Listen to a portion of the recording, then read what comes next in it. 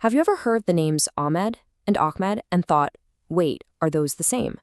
Well, today we're putting on our detective hats. We're going to crack a classic case of mistaken identity in the Arabic alphabet.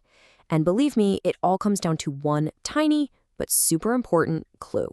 Okay, so this is where it all starts. The difference between Ahmed and Ahmed, it's not just some regional accent thing. It's literally about one little dot.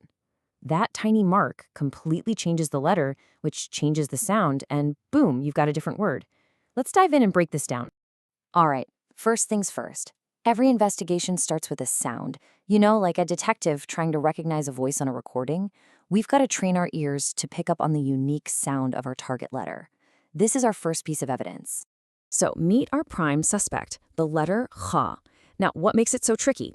Well, it's what's known as a throat letter. That means the sound comes from way, way back in your throat. Your lips and tongue aren't really doing anything here. It's a sound you kind of feel just as much as you hear. So, how in the world are you going to remember that sound? Well, our source material gives us two pretty fantastic ways to think about it. First, just imagine you've got a popcorn kernel stuck in the back of your throat. You know that clearing sound you ache? That's it. That's ka. Or, if you want something a little more dramatic, think of the sound someone makes when they're in a jujitsu chokehold, but they absolutely refuse to give up. That gritty, determined sound? Yeah, that's our letter. Okay, so we've got the sound down. We know what we're listening for. Now let's turn our attention to the visual evidence. What does this letter actually look like? Turns out there's one key feature that's going to be our smoking gun.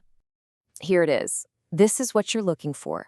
The shape kind of looks like an open jug, right? But the real giveaway, the detail that just cracks the case wide open, is that single dot placed right on top.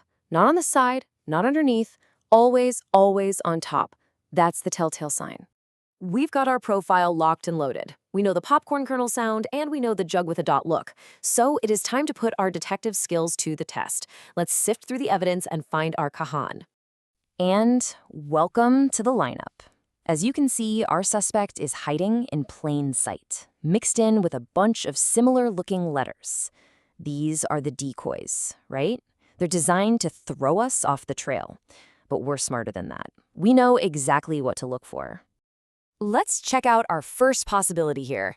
Okay, the shape's pretty close, and hey, it's got dots on top.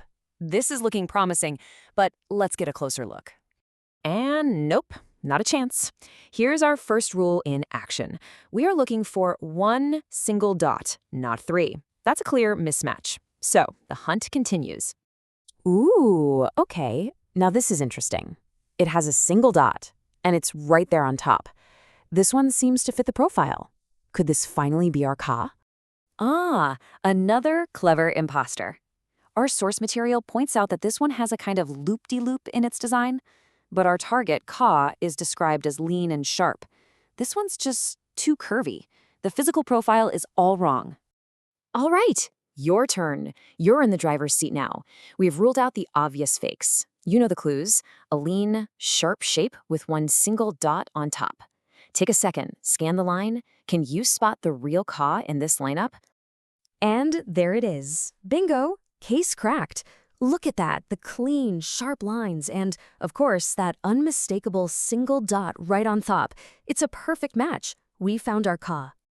So, we did it. We cracked the case. Now, let's just do a quick final review of the evidence.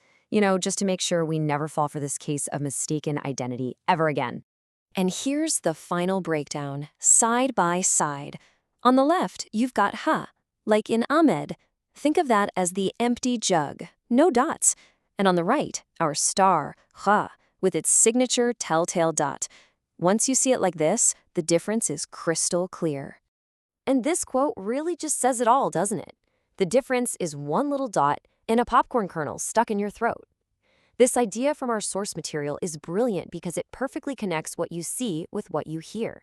It's the ultimate memory hack for this little linguistic puzzle. It's just a powerful reminder that in language, sometimes the smallest, tiniest details have the biggest impact. So this case might be closed, but it leaves us with a really fascinating question.